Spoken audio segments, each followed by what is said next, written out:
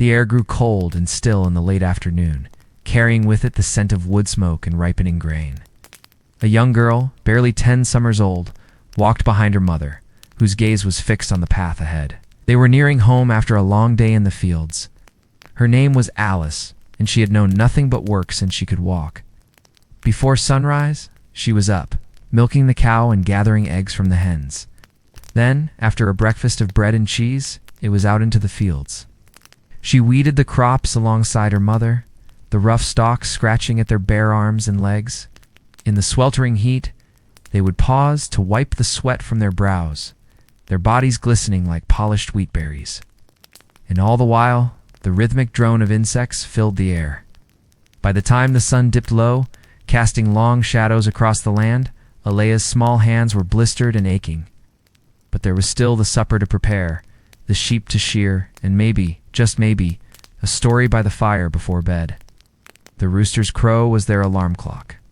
And every day was much like the last, a cycle of chores and responsibilities that never seemed to end. Elise knew no different life. Though it was hard, it was all she'd ever known. She wasn't alone in this. There were hundreds, perhaps thousands of girls just like her, toiling in the fields across the kingdom, their small hands working to feed their families and their villages.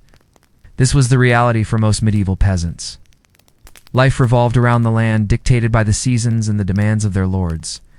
In the spring, they planted and weeded. In the summer, they harvested and threshed. In the fall, they prepared for the winter. In the depths of winter, they mended and planned. It was a life of back-breaking labor, but also of simple, joyous shared laugh with a neighbor. A comforting story around a hearth, the satisfaction of a job well done. Their days were long, but they found solace in the constancy of it. The sun rising and setting was a familiar rhythm. Changing seasons brought new challenges and rewards, and the work, though hard, was a source of pride. They were feeding themselves and their families. They were sustaining their communities. Through it all, these peasant women found strength in each other, in their families, and in the unbroken patterns of their lives.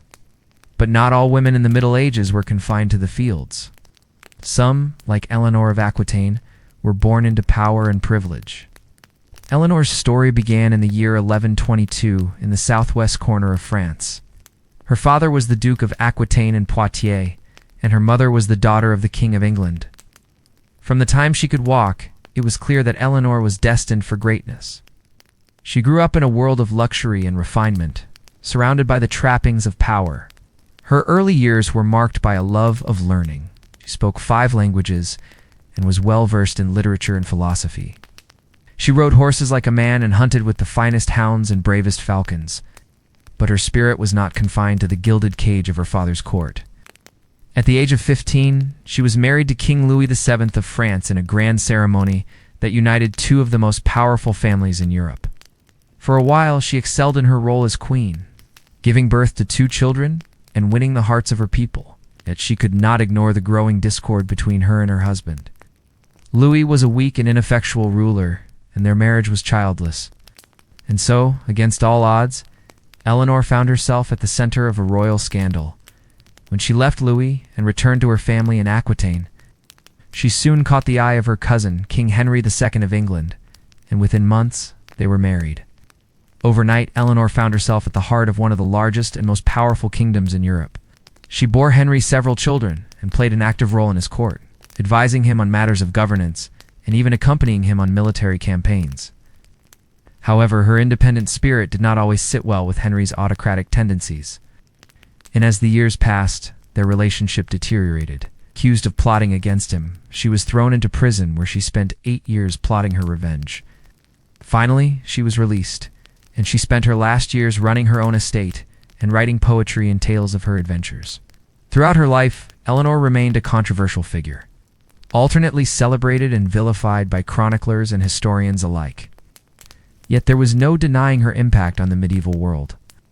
She was a trailblazer for women, a symbol of power, and a reminder of the complexities of the human experience. Now we shift our focus from the lives of real people to an enigmatic artifact that continues to captivate scholars even now. Imagine a cool stone floor beneath your feet and the scent of old parchment in the air. You are standing in a quiet study surrounded by books and artifacts from bygone eras. In front of you is a wooden chest, and inside lies a leather-bound book unlike any you have ever seen. Its pages are filled with strange illustrations of plants, animals, and celestial charts, but its script is indecipherable. This mysterious manuscript is known as the Voynich manuscript, and it has baffled scholars for centuries. What makes it particularly intriguing is that it appears to be written in a language that has never been deciphered, leading many to believe that it may be a secret code or a hoax. Despite its obscurity, the manuscript is believed to have been written in Italy in the early 15th century, and it is named after the Polish bookseller Wilfrid Voynich, who purchased it in 1912. Since then, it has changed hands several times, most recently being acquired by Yale University's Beinecke Rare Book and Manuscript Library. The manuscript is notable not only for its unknown script and illustrations, but also for its unique construction. The pages are made from a type of plant-based material not commonly used in medieval manuscripts, and the illustrations are highly detailed and botanically accurate. Despite extensive analysis, the origin of the script, or the purpose of the manuscript, remains a mystery. Some have speculated that it may be a lost language, while others believe it could be a form of alchemy or a cipher containing secret knowledge. Yet despite its elusiveness, the Voynich manuscript continues to fascinate scholars and amateur cryptographers alike. Its secrets may never be fully revealed, but the pursuit of understanding it has led to new discoveries in medieval science, art, and culture. Whether it is ultimately deciphered or not, the Voynich manuscript serves as a reminder of the limits of human knowledge and the endless mysteries that surround us. And now we find ourselves in a world of unimaginable wealth and extravagance. Picture a great hall adorned with tapestries and banners, where nobles and royalty feast on delicacies from around the world. In the flickering lamplight, golden goblets gleam and silver platters overflow with exotic foods. Laughter echoes as musicians play lively tunes and dancers twirl in elegant gowns and shimmering jewels. At the center of this spectacle sits a king, his crown heavy on his head, a symbol of his immense power and privilege. Around him are members of his court, each vying for his favor and the chance to benefit from his largesse. Their conversation is lively, their spirits high, fueled by the finest wines and the promise of a night of revelry. Outside the window, the world is dark and silent, unaware of the revels taking place within the hall. For these lucky few, life is a game of luxury and intrigue where the stakes are high and the rewards are even greater. They live in a world of privilege and power, where the weight of their lineage and their station in life is a constant companion. Their decisions affect kingdoms, and their whims can make or break fortunes. They chase pleasure and prestige, their days filled with hunts and tournaments, their nights with feasts and games. While the rest of the world toils in darkness, they bask in the glow of their own magnificence, lost in the labyrinth of their own making.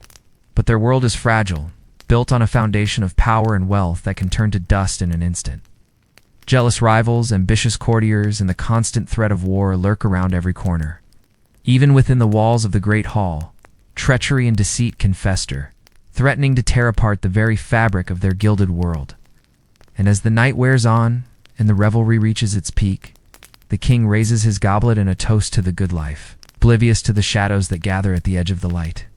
The sound of his voice echoes through the hall, a celebration of a life lived on the edge of a knife, where fortune and misfortune are forever entwined. Eleanor of Aquitaine, Duchess, Queen, and Princess. Imagine yourself back in time to the heart of a bustling medieval market. Its merchants hawk their wares, peddlers call out bargains. Amidst the clamor, two young nobles approach. Eleanor of Aquitaine, Duchess of France, her head held high, her gaze steady.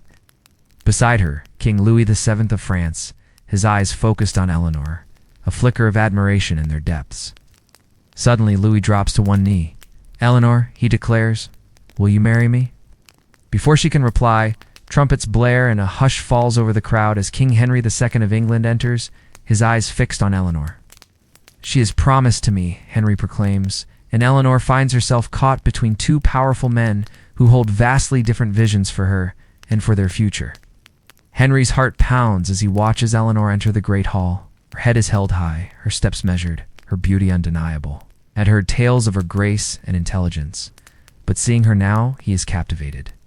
As Eleanor and Henry lock eyes across the crowded room, a spark ignites, a recognition of kindred spirits. And when she smiles, he knows he must possess her. But how? As Henry schemes to win Eleanor's affection, Louis, unaware of the brewing storm, prepares to consummate his marriage to Eleanor. The wedding ceremony is a grand affair, a display of power and prestige. Louis, resplendent in his finery, awaits his bride. When Eleanor arrives, radiant in her flowing gown and shimmering crown, a gasp runs through the assembly. The ceremony is a blur to Eleanor. Her thoughts are a jumble of apprehension, excitement, and intrigue. She is about to embark on a journey that will shape not just her life, but the course of history. The wedding night is a pivotal moment for Eleanor and Louis, a merging of two powerful houses and a chance to forge an alliance. Yet as Louis lays his claim to Eleanor, she resists, clinging to her tapestry and demanding respect. Taken aback by her defiance, tries to persuade her, but his words fall on deaf ears. In the struggle that follows, Eleanor's resolve wavers, revealing the vulnerability beneath her strength. As Louis persists, his behavior shifts from charming suitor to aggressive conqueror, terrifying Eleanor. This pivotal scene underscores the themes of female agency and the complexities of power dynamics in medieval relationships. It challenges romanticized notions of courtly love and marriage, exposing the stark realities of a system where women were often seen as pawns in political games. Eleanor's resistance is not merely a display of personal autonomy. It is a testament to her character, a refusal to be subdued without dignity. This moment of defiance foreshadows the broader challenges that lie ahead for Eleanor, setting the stage for her remarkable journey. As dawn breaks, Eleanor finds herself alone, having successfully resisted Louis on their wedding night. She stands before a mirror, her reflection a mix of triumph and sadness. Despite her victory, she realizes the gravity of her situation. Her spirit, however, remains unbroken, and she prepares for the day ahead with quiet determination. News of Eleanor's resistance reaches King Henry, and he wastes no time in seizing the opportunity. With the support of Pope Alexander III, he swiftly obtains an annulment from the Archbishop of Reims, citing Eleanor's previous engagement to his son as grounds for the separation. The annulment is a strategic masterstroke, allowing Henry to take the throne and unite England and Aquitaine under one rule. It reflects Henry's cunning and ambition, showcasing his willingness to navigate the complexities of royal protocol and religious doctrine to achieve his goals. The annulment also marks a turning point in Eleanor's life. She finds herself unexpectedly free, but also thrust into the center of a power struggle that could shape the future of Europe. As Eleanor and Henry stand before the altar, their wedding rings exchanged. They are united not only in marriage, but in a shared vision for their kingdoms. Their bond deepens with the birth of their first child, William, cementing their connection and laying the foundation for a dynasty. The birth also symbolizes hope and continuity, offering a glimpse of the future that awaits their growing family. However, beneath this seemingly solid union, cracks begin to appear, driven by conflicting personalities and ambitions. Henry's controlling nature and Eleanor's independent spirit clash, foreshadowing the turbulent journey that lies ahead for both of them. Over the years, the rift between Henry and Eleanor widens, fueled by misunderstandings, unfaithfulness, and the weight of their shared responsibilities. Their relationship deteriorates, mirroring the complexities of medieval marriages, where political alliances often overshadowed genuine affection. Henry's suspicions grow, leading him to believe that Eleanor is engaging in an affair with their son Richard. In a fit of rage, he sentences her to lifelong imprisonment, a drastic measure that reveals the dark underbelly of power and the lengths to which jealousy can drive a ruler. The castle cell becomes Eleanor's new home, confining her to 4 cold walls, yet her spirit remains undimmed. She spends her days weaving, finding solace in the rhythmic routine and the tangible creation of tapestries that become both a distraction and a creative outlet. The passage of time softens Henry's anger, allowing for a reconciliation between him and Eleanor. They find common ground in their shared grief over the loss of their son, forging a fragile peace that bridges the divide that had separated them for so long. In the final years of her life, Eleanor plays a pivotal role in shaping the future of her family. She focuses her energies on Richard, guiding him toward the throne. Her efforts culminate in Richard's coronation as king, marking a new chapter in their shared history and ensuring the continuation of their bloodline. As Eleanor's health declines, she finds comfort in the knowledge that her legacy will live on through her descendants, including the legendary King Richard the Lionheart. Years later, King Richard surveys his kingdom, his gaze sweeping across the lands that have been shaped by the events of the past. The coronation of himself and his brother John has secured the Plantagenet dynasty, but the echoes of his parents' tumultuous relationship linger.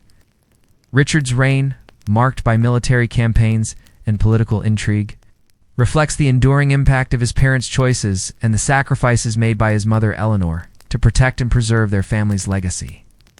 Richard's thoughts often drift back to the stories of his parents' love, their conflicts, and Eleanor's confinement in a castle cell. He recognizes the profound influence these events have had on his life and the responsibility he now carries to honor their memory. Eleanor of Aquitaine, a woman ahead of her time, navigated a treacherous path through medieval politics and personal turmoil. Her story serves as a reminder of the strength and resilience of women in an era when their voices were often silenced. From her early resistance to arranged marriage to her pivotal role in shaping the future of her family and kingdoms, Eleanor's legacy continues to resonate today. We hope you enjoyed the whirlwind romance and dramatic twists of Eleanor and Henry's tale. If you found this journey through time captivating, we invite you to subscribe and join us on more historical adventures. Each story is like a new adventure, filled with the intrigues of royalty, the battles for power, and the compelling stories of real people from history who lived and loved in a world very different from our own. Whether you're a history buff or just someone who loves a good story, we have something for everyone, so why wait? Click that subscribe button and join the journey through time. Who knows where your own historical adventure will begin? Imagine if your entire life's work was locked behind a wall of words you couldn't understand. A barrier blocking your deepest research questions, your greatest intellectual challenges. This is the experience of scholars studying the Voynich manuscript.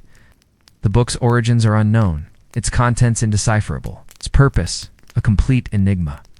We don't know who wrote it, when, or where, or why.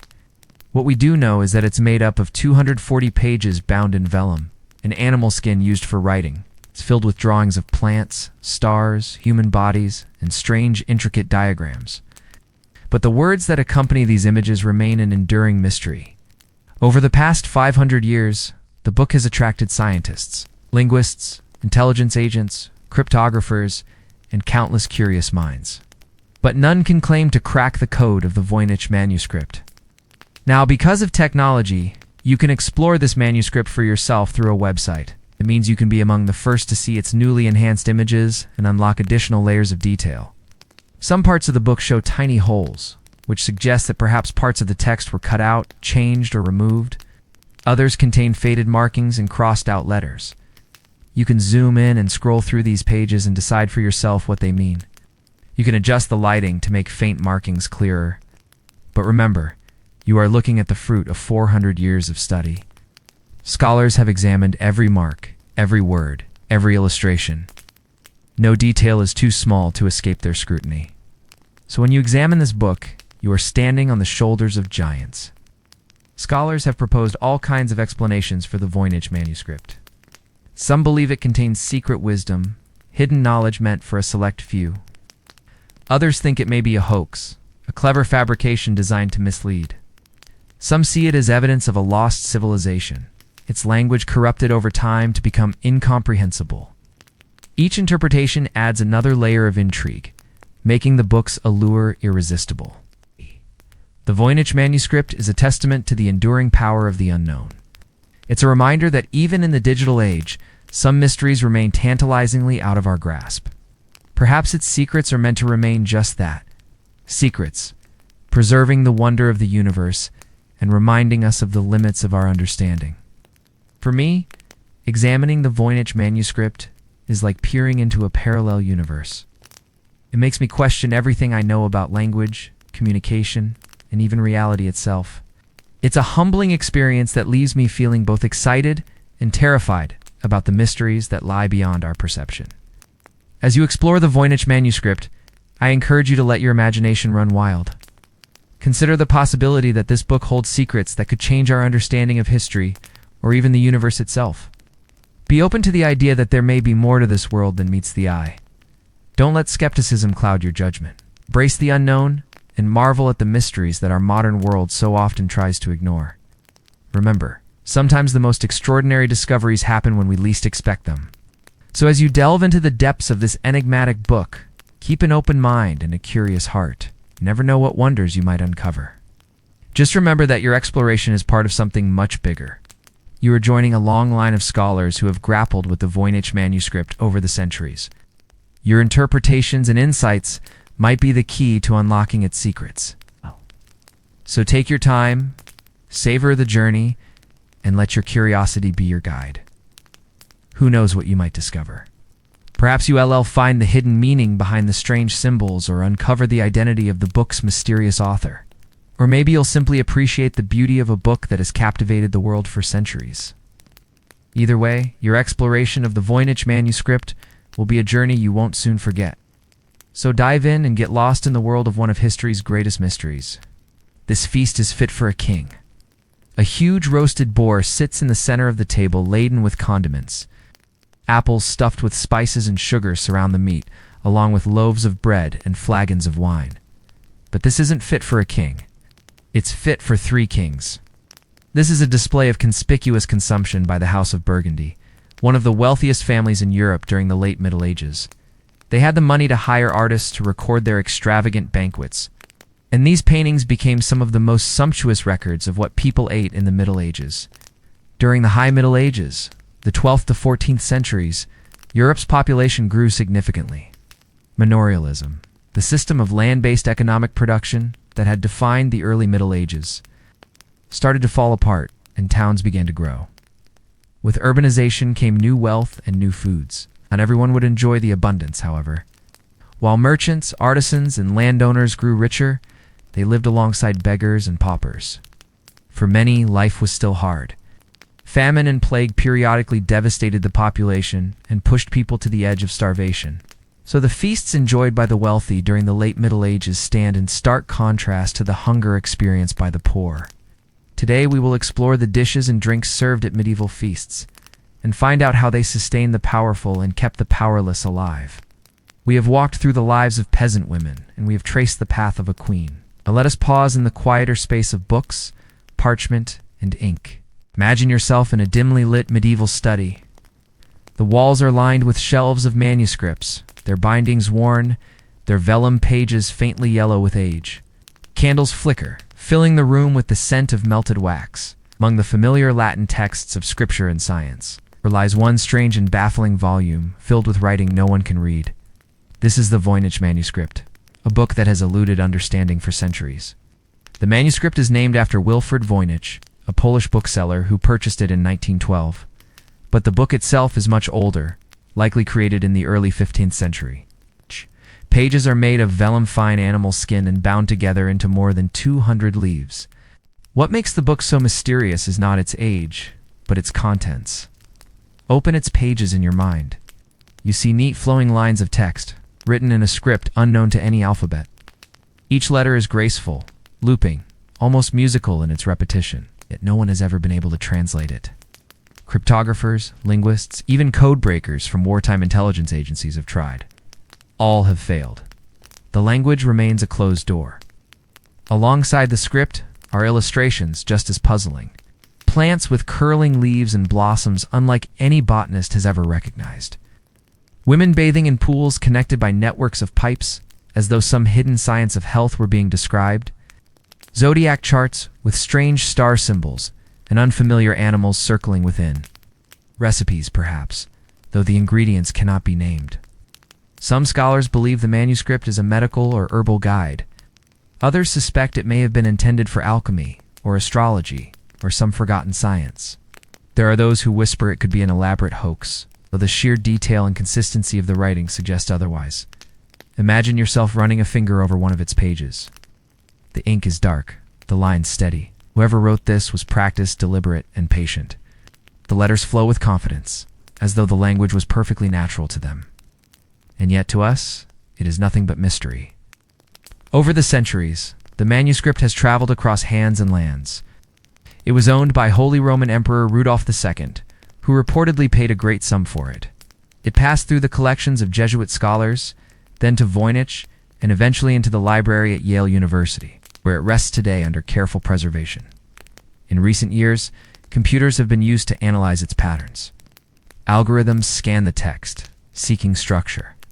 Some believe it does indeed follow linguistic rules, that it is not nonsense, but a language as yet unknown. Others say it may encode meaning in a cipher we have not cracked. Still, no definitive answer has come. The mystery is, in some ways, soothing. It reminds us that the past is vast, and that not every riddle can be solved. Some knowledge slips away forever, leaving behind only fragments, puzzles, and whispers. Imagine yourself drifting through those pages, their illustrations blooming before your eyes, plants that never existed. Stars that shine in unfamiliar skies, words that feel almost familiar but vanish before understanding.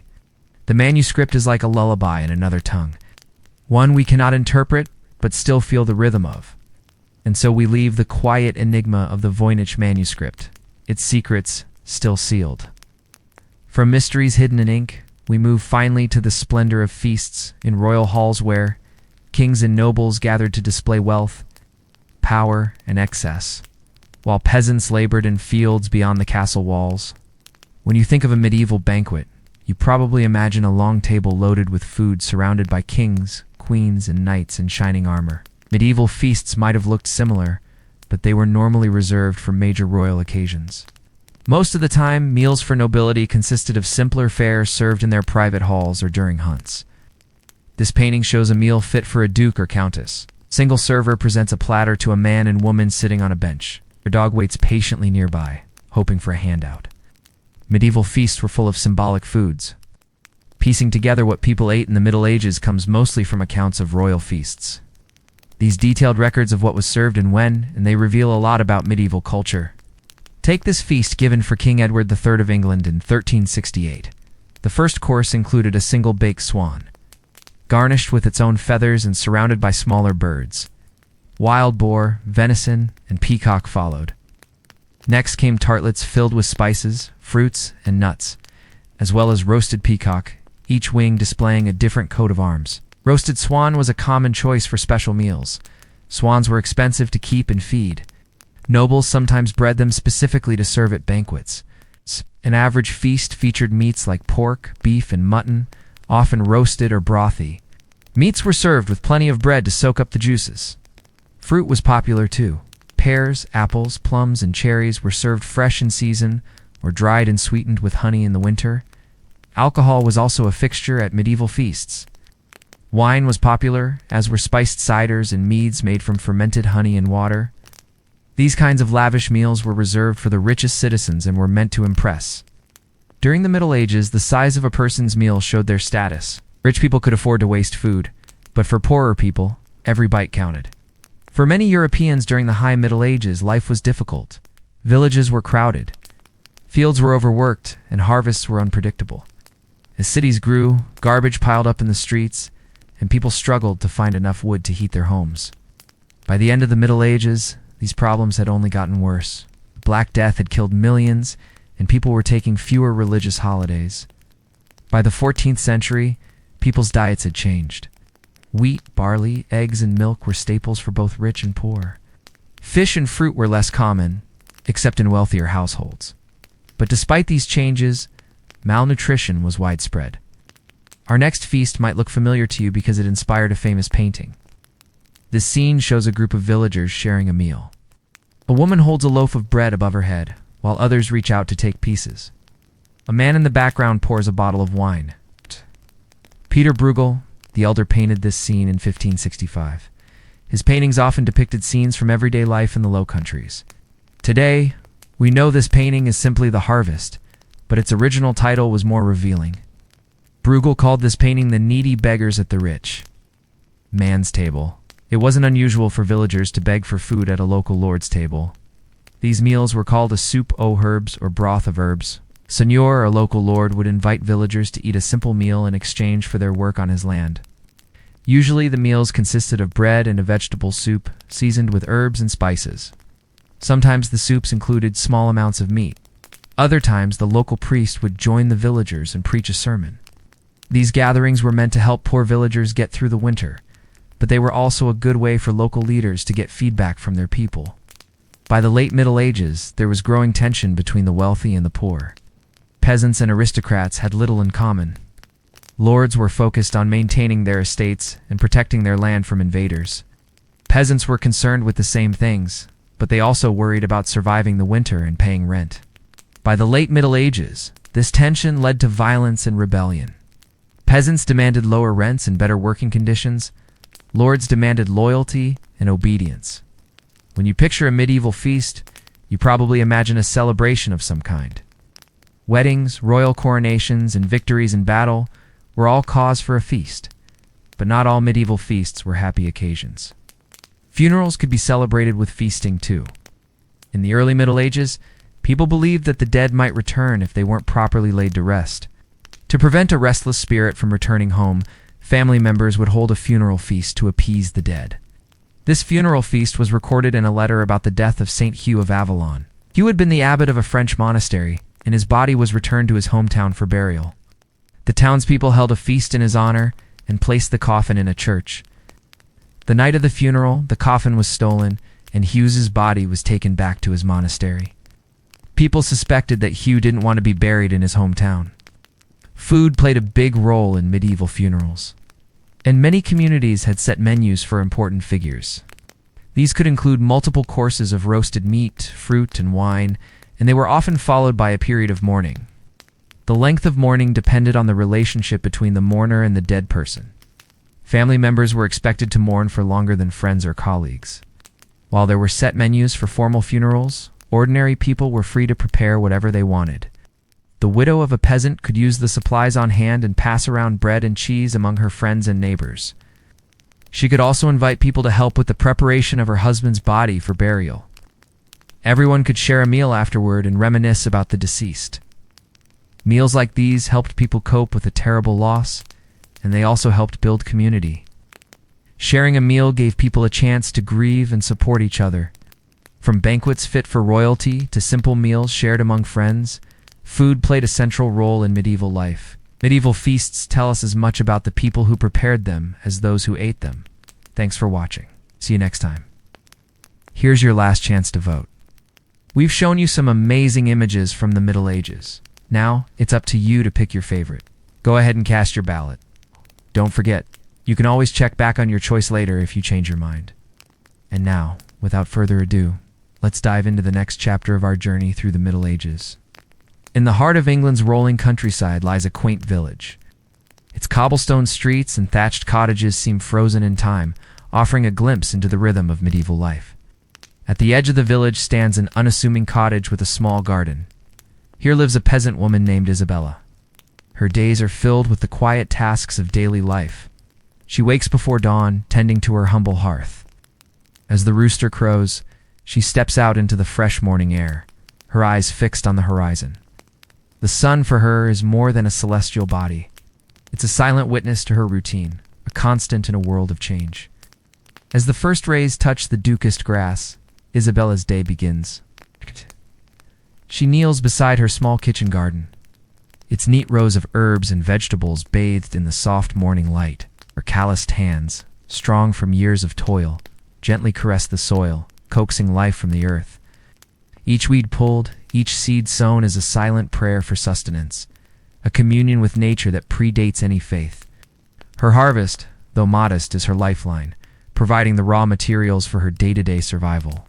Back in the cottage, over a small fire, she prepares her breakfast. The crackle of the flames momentarily chasing away the morning chill, she boils water, its rhythmic bubbling, a soothing melody. Her meal is simple, often consisting of a thick porridge made from whatever grain she has stored, punctuated by the occasional egg from her chickens or a piece of cheese. As she eats, she keeps an eye on her hearth, ever vigilant against the whims of fate. Life in the Middle Ages is precarious. Fires can spread quickly, fueled by the thatched roofs and wooden structures. A visitor arrives, bearing news from the village. Gossip travels fast, weaving stories of births, deaths, marriages, and the ever-present demands of the feudal system. Duty calls, and Isabella must prepare for the day ahead. She pulls on a simple woolen dress, its rough texture a familiar comfort. Over it, she drapes a coarse apron, ready to shield her clothes from the day's grime. Her feet, accustomed to the uneven terrain, find purchase on the muddy path leading to the fields. The weight of the village rests on her shoulders, along with those of her fellow villagers. They work from dusk till dawn to feed themselves and their lords. Their labor, though backbreaking, is also a source of community. They share stories, jokes, and fears, creating a bond that transcends their weariness. The rhythm of the seasons dictates their lives, planting in the spring, tending in the summer, and harvesting in the fall. Each season brings its challenges and rewards. Isabella, like the rest, respects the rhythm of the land, understanding that her survival is intertwined with its bounty. As the day wears on, the sun climbs higher, beating down on the land. Sweat beads on Isabella's forehead, but she doesn't dare wipe it away. Every drop glistening on her skin is a testament to her hard work, a badge of honor in a life where dignity is hard-earned. Suddenly, the tranquility is shattered. Royal Herald approaches, his voice echoing across the fields, delivering a summons. Lord Beaumont requests Isabella's lord husband's presence at the castle. He must report for a feudal obligation, leaving her to manage the farm in his absence. Life in the Middle Ages is not without its harsh realities. Disease, both visible and invisible, stalks the land. When winter arrives, it brings with it a new set of challenges. The biting wind cuts through her woolen cloak, urging her toward home. The garden, once vibrant, now lies dormant under a blanket of frost. Fires burn brighter in the hearth, battling the chill. In these dark months, the warmth of the hearth becomes more than just physical. It's a sanctuary, a space where family and community find solace from the world's harshness. The flickering flames reflect in Isabella's eyes, mirroring the strength and resilience she's gathered from years of living in the Middle Ages. As the sun dips below the horizon, painting the sky in hues of orange and purple, Isabella's day comes to an end. Her hands gnarled with age rest on her lap, her gaze fixed on the dancing flames. In the quiet of her cottage, surrounded by the remnants of her day, she finds peace. Her life, though simple, is rich with the values of her time, faith, duty, and resilience.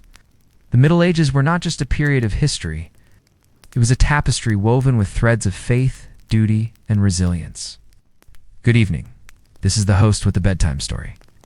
Tonight we're taking a trip back in time for a real royal pig out, so hold on tight and get ready to rumble. In the medieval period, feasting was an art form, and the more lavish, the better. Imagine tables groaning under the weight of roasted meats, platters of fresh fruit, and mountains of freshly baked bread. It wasn't just about filling stomachs. These feasts were a way for kings and queens to show off their wealth and power. They wanted everyone to leave with a full belly and a good story to tell.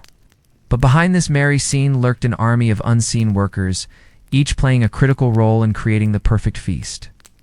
Our story tonight begins in the bustling market square. Knights clad in shining armor are buying provisions for the upcoming royal feast.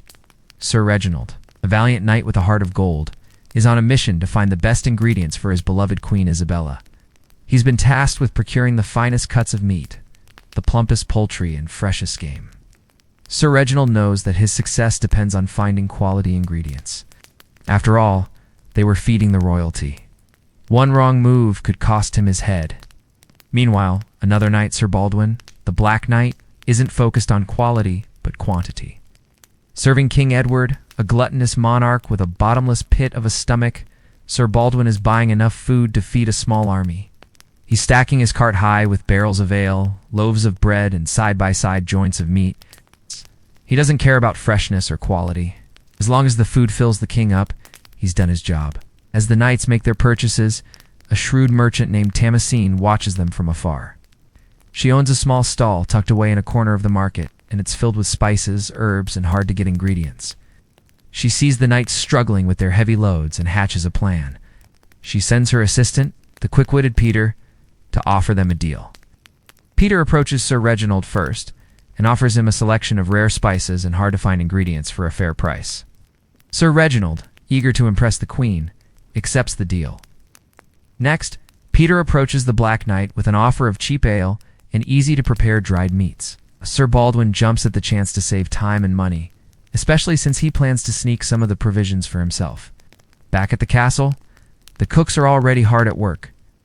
Under the watchful eyes of the head chef, a team of men and women are chopping, stirring, and roasting. The kitchen is a symphony of motion. Apprentice cooks scurry around the kitchen, fetching ingredients and trying not to get in the way of the experienced hands. The air is thick with the aromas of roasting meat, simmering sauces, and freshly baked bread. In the pantry, Thomasine and her assistant Peter are unloading their supplies. They've brought a variety of dried and preserved foods, spices and ingredients that will add flavor and depth to the dishes prepared by the castle cooks. They've also brought along a few barrels of Tamasine's famous spiced ale, which is sure to be a hit with the castle's patrons. Ow. The royal table is set. Long wooden trestles are laden with platters of food, goblets of wine and tapestries keep the draughts at bay. The king and his knights enter the hall, their presence announced by the clang of armor and the murmur of courtiers. All eyes turn to the king as he makes his way to the high table, his crown glinting in the flickering candlelight. The feast begins with a prayer of thanks. The king raises his goblet high, his voice booming through the hall. He gives thanks for the bounty before him and for the loyal subjects who made it possible. Cheers erupt, and the feast is on. King Edward devours his food, his eyes gleaming with pleasure. He rips into a chicken leg, sending feathers flying and bones clattering to the floor. He doesn't care about appearances or manners. All that matters is getting to the good stuff, the delicious meat beneath the skin. Sir Reginald, on the other hand, dines with more decorum. He carves his meat slowly and precisely, ensuring each slice is perfect. He knows that his every move is being watched, not just by the king and queen, but by every noble and lady in the hall. He must maintain his dignity and honor at all times. Across the table, Sir Baldwin watches with a mixture of envy and disdain. He'd rather be out hunting or fighting than stuck inside at a feast. But he knows that his duty is to serve the king, and that includes eating when and what the king wants. He picks at his food, wishing he could be anywhere else. Meanwhile, Thomasine and Peter watch the feast from a distance. They re pleased with the bounty they've provided and the positive feedback they've received from the castle staff. But they also can't help but notice the king's rude and self-indulgent behavior. They exchange a knowing glance. They know that not everyone appreciates hard work and sacrifice. Some people just want to see the world burn. As the feast reaches its peak, the king turns his attention to the entertainment. Minstrels play lively tunes on their harps and flutes. While acrobats flip and dance across the hall, the knights watch with amusement, occasionally clapping or shouting for more. The atmosphere is lighthearted and festive. Everyone is enjoying themselves, except perhaps for Sir Baldwin, who's dozing off in his chair. Suddenly the king lets out a loud burp and slams his goblet to the table, startling everyone in the hall. He looks around at the empty plates and growls for more food. His eyes settle on Sir Baldwin, who's still half asleep. "You," the king bellows, pointing a meaty finger at the Black Knight. "Fetch me more food. I'm not finished eating." Sir Baldwin jolts upright, startled by the king's outburst. He protests that he's not a servant, but the king ignores him, waving his hand dismissively. Sir Baldwin sighs in defeat. He knows better than to argue with the king. He gets up from his chair and heads out of the hall in search of more food. As Sir Baldwin leaves, Thomasine steps forward. She curtsies to the king and asks for his attention.